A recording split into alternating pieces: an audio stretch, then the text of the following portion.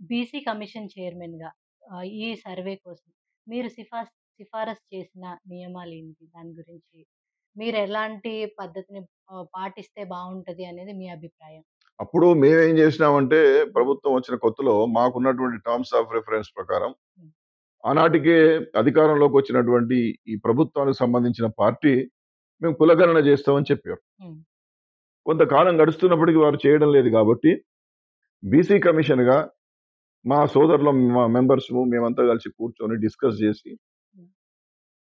అన్ని, అన్ని సమస్యలు పరిష్కారం గావాలంటే ప్రజల యొక్క వివరాలు సేకరించగలిగితే నిర్దిష్టంగా, నిర్మాణాత్మకంగా ఒక సైంటిఫిక్ అప్రోచ్‌లో సేకరించగలిగితే హ్మ్.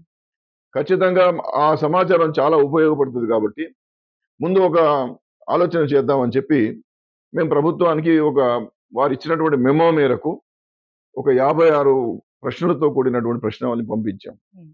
పంపించి దాంట్లో విద్య, ఉద్యోగ, ఆర్థిక, సామాజిక తదితర రాజకీయ రంగాలకు సంబంధించిన ప్రశ్నలు కూడా పెట్టాం.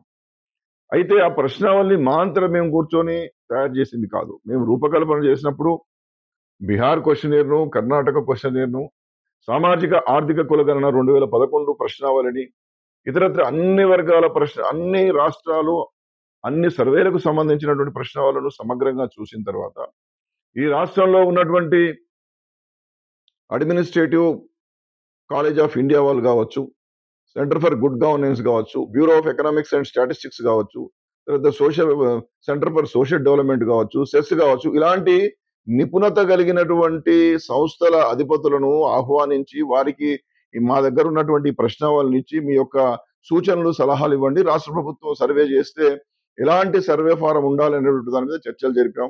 ఆ విధంగానే ఆహ్, caste census for people's forum అని చెప్పి చాలా మంది నిపుణులు, నిష్ణాతులు, ఆచార్యులు కలిగినటువంటి ఆ ఫోరమ్‌ను కూడా పిలిపించి మీ ప్రశ్నావళి వాళ్ళ ముందు పెట్టి వాళ్ళ సలహాలు తీసుకొని దాన్నంతా తయారు చేసి ప్రభుత్వానికి ముసాయిదా ప్రశ్నావళిని పంపించినాం. హ్మ్. ఆ ప్రశ్నావళిని నేను ముందుగా చెప్పినట్టుగా ప్రజలందరి అభిప్రాయం కోరితే బాగుండేది. 56 క్వెషన్‌లు ఉండన్నా, 26 ఉండన్నా, 20 ఉండన్నా లోతుగా అడగాలా లేదా? ఎందుకంటే గోప్యతకు సంబంధించినటువంటి సమస్య ఉత్పన్నమవుతది. ఆస్తుల వివరాలు గాని, వ్యక్తిగత వివరాలు గాని కొంతమంది ఇవ్వడానికి ఇష్టపడరు. దానికి సంబంధించినటువంటి సుప్రీంకోర్టు జడ్జిమెంట్స్ ఉన్నాయి. పుట్టస్వామి గారి కేసు చాలా స్పష్టంగా చెప్తా ఉన్నది. ఈ డాటాను సేకరించినటువంటి డాటాను చాలా సెక్యూర్‌గా పెట్టాలని చెప్పి దానికి చట్టం చెప్తా ఉంది. కాబట్టి ఇలాంటి ప్రామాణికమైనటువంటి పద్ధతులు పాటించి ప్రశ్నావళిని రూపకల్పన చేసి ప్రజల్లోకి వెళ్తే బాగుండేదనేటువంటిది మేము అప్పుడు చెప్పాము. అనేక సందర్భాల్లో లిఖితపూర్వకంగా కూడా నేను రాసి ఇవ్వడం జరిగింది.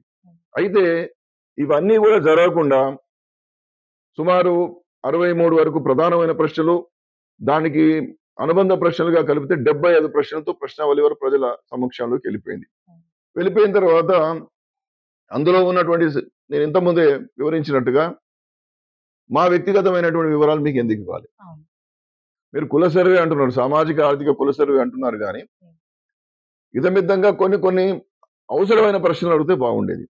మీరు చాలా ఇన్ డెప్త్‌గా అనేకమైన ప్రశ్నలు, మా వ్యక్తిగత స్వేచ్ఛను హరించే ప్రశ్నలు, హ్మ్. మా వ్యక్తిగత స్వేచ్ఛను భంగం కలిగించేటువంటి ప్రశ్నలు అడుగుతా ఉన్నారు. కాబట్టి మేము ఇవ్వలేము. మీకు రహస్య ఎజెండా అయినా ఉందా ప్రభుత్వానికి? ఉన్న పథకాలను ఎత్తివేయడానికి ఏమైనా ఉందా? రాజకీయ దురుద్దేశాలు ఏమైనా ఉన్నాయా? ఈ అనేక ప్రశ్నలు. ఇప్పుడు విమర్శలు వస్తున్నప్పుడు విమర్శలకు తోడుగా మరిన్ని విమర్శలొస్తాయి. విమర్శలొస్తున్నాయి. రాజకీయ పార్టీలు ఎలాగో రాజకీయమే చేస్తాయి. ఎందుకంటే సన్యాసుల మఠాలేం కాదు కదా! రాజకీయ పార్టీలనేటువంటివి, ప్రతిపక్ష పార్టీలనేటువంటివి కొంత ప్రజలకు ఉపయోగపడే విధంగా చేస్తాయి. కొన్ని వాళ్ళకు ఉపయోగపడే విధంగా కూడా చేసుకుంటారు. కాబట్టి ఇలాంటి సమస్యలకు ఉత్పన్నం కాకుండా అప్రమత్తతతో, జాగ్రత్తతో, న్యాయబద్ధంగా ఎలాంటి ఇబ్బందులు రాకుండా ప్రశ్నావళి రూపకల్పన జరగలేదన్నటువంటిది నా అభిప్రాయం. అయినప్పటికీ మీకు అనవసరమైన క్వెషన్‌లకు ఆన్సర్ చెప్పకండి. సర్వేను జయప్రదం చేయండి. సర్వేలో వివరాలు ఇవ్వండి. ఈ రాష్ట్రంలో ఉన్నటువంటి బీసీలు, ఎస్సీలు, ఎస్టీలు ఇతరత్ర అన్ని సామాజిక వర్గాల యొక్క జనాభా వివరాలు అందుబాటులోకి వస్తే ఎవరి వాటా ఏందో అప్పుడు మనం ప్రశ్నిద్దాం. మా వాటా సంగతి ఏందని చెప్పి అప్పుడు ప్రశ్నిద్దాం. ఎందుకంటే ఏ లక్ష్యం కోసం, ఏ యొక్క ఆశయం కోసం, ఏ పథకాల రూపకల్పన కోసం మీరు సర్వేను చేశారో ఆ విధంగా ప్రభుత్వం నడుచుకోమని చెప్పి అప్పుడు కోరుదాం. కాబట్టి ఇవాళ ప్రశ్నావళిలో ఎన్ని తప్పులున్నా, ప్రశ్నావళి ఇబ్బందికరమైన పరిస్థితులు కలిగించినా, గోప్యత విషయంలో కొంత ఇబ్బందున్నా ఏం పెద్ద భయపడాల్సినటువంటి అవసరం లేదు. సర్వేను జయప్రదం చేసి ఎవరైనా ఇంటికి రాకపోతే మా ఇంటికి రాలని చెప్పి అధికారులను నిలదీసి ఇంటికి తీసుకుపోయి సమాధానం చెప్పండి. ఇచ్చే ప్రశ్నలకి మీరు ఇవ్వగలిగినటువంటి సమాధానాలు ఇవ్వండి.